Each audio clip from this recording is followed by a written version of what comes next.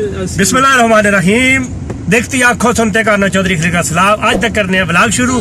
अब व्लॉग शुरू करने तो पहला हमेशा मेरी दरखास्त होनी है, करनी तो मैं दरखास्त ही होनी है, पर मेरा चैनल जेडे बंदे में पता देखने काफ़ी तो सब्सक्राइब नहीं करने, और कोई थोड़ी जी रिक्वेस्ट मेरी मान दिया करो, मेहरबानी है तुहाडी। बहरहाल जिस भाई ने चैनल मेरा सब्सक्राइब नहीं किया प्लीज़ पहले मेरे चैनल को सब्सक्राइब करो। और इस चैनल च मैं रंग रंग दी चीज़ां बड़े मज़ेदार तुसी चेक तो करो, वो देखा दिया करा करो, करवा लियो। बहुत मज़ेदार दियां मैं ये अपने वीडियो बनाइया होंदियां ना। इस वक्त मैं बिल्कुल अपने एक कार च बैठे हाँ, ग्रैंडी कार है, बड़ी जबरदस्त कार है। तो वो मैं बह के AC विच बह के माशाल्लाह गलबात कर रहे हैं तुहाडे नाल। तो असी जा रहे हैं सराय आलमगीर, कोई थोड़ी जी अपने ना शॉपिंग करनी है, छोटी जी कोई सैर सपाटा नाले होगी। तो बस थोड़ी देर ही पहले निकले हैं, यही समझ लो कि कस्बा घरियाली पहुंचे हैं। तो हुण अज की वीडियो फर्स्ट क्लास होनी है, तुसां पूरी देखनी है मेरे नाल अपने हमेशा की तरह। भाई ताहिर साहब अमेरिका तू आए सैर सपाटे असी भी नाल कर रहे हैं, इन्हां नाल इंजॉय साडा भी 10 दफा लगे जिधर लगे इधर लाई जाओ। तो ठीक है, ये भी फुल सानू इंजॉय करा रहे। असल तुहानू मैं पहले पिछले वीडियो च भी दस्सिया सी कि इन्हां फिरने टुरने का बड़ा शौक है। माशाल्लाह तरोक्या बिल्कुल इस तरह फ्रैश हो के आए न, अगे भी हमने बारा लग्या है, होर साहब चमदे ने। इस बार इन्होंने ये मिशन ही ये सी कि मैं जिहड़ियां जगह जगह जिहड़ियां काफ़ी सैर सपाटा तरुक करना वा। इस वजह हाँ प्लैनिंग थोड़ी इन्होंने इस तरह नहीं बनी सी। तो असी कस्बे घरियाली तो जा रहे हैं, ठीक है। हुण वीडियो करने शुरू। मैं हुण बैक कैमरे नाल वीडियो बना बन रही है या रुकी है? ये बन गई है, वीडियो बन रही है। मैं दस रहा था कि खलील आज उबर कार ऑर्डर की थी है जी जी, शाम तक इसका बिल बढ़ जाएगा कुछ 6-7 हज़ार। ठीक है। हाँ ये भी अदा करना देखने वाले ही, मेहरबानी करे। मेरा हासिल तो कुछ नहीं हो रहा, तक लो मैं कार कर ली है। खलील उबर बुलाई, उबर सर्विस ले रहे हैं, उबर सर्विस ले रहे हैं, बिल्कुल यही गल है।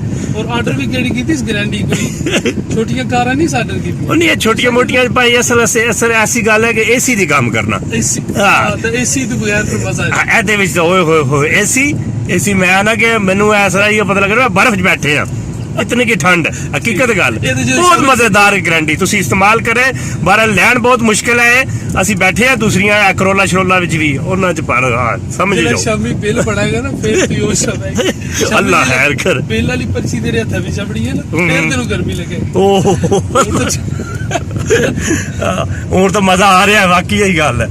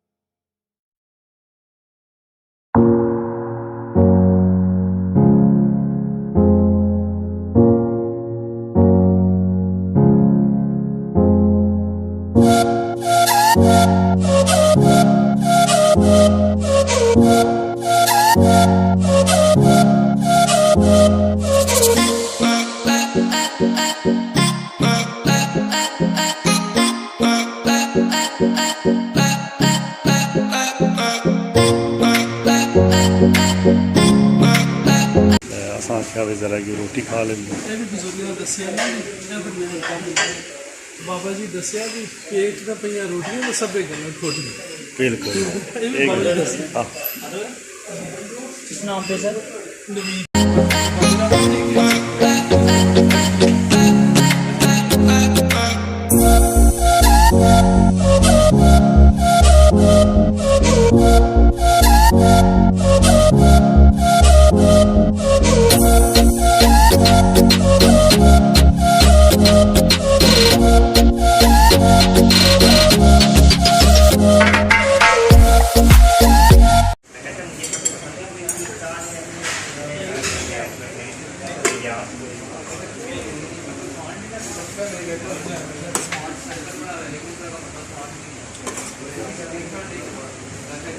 इस वक्त बैठे जी अजरा होटल पे पर खाना इन्होंने बड़ा टेस्ट और बड़ा मज़ेदार होना एक दफ़ा मैं अगे भी ये खा गया पर बड़ा मज़ेदार होना स्पैशली भाई का बड़ा ये ख्वाहिश इतना रोटी खानी है अजवाती खानी ਇਹ है ਵੀ ਦੱਸ ਨਾ 5:30 ਹੋ ਗਏ 5:30 हो गए बाकी पूरा दिन गुजर गया समझ लो इस वक्त भुख भी बड़ी ढाडी लगी है हम असी लगे हैं खान तो बाकी फिर तुम ਅਗਲੀ ਗੱਲ ਫਿਰ ਸਮਝ अगली गल तो समझ जाओ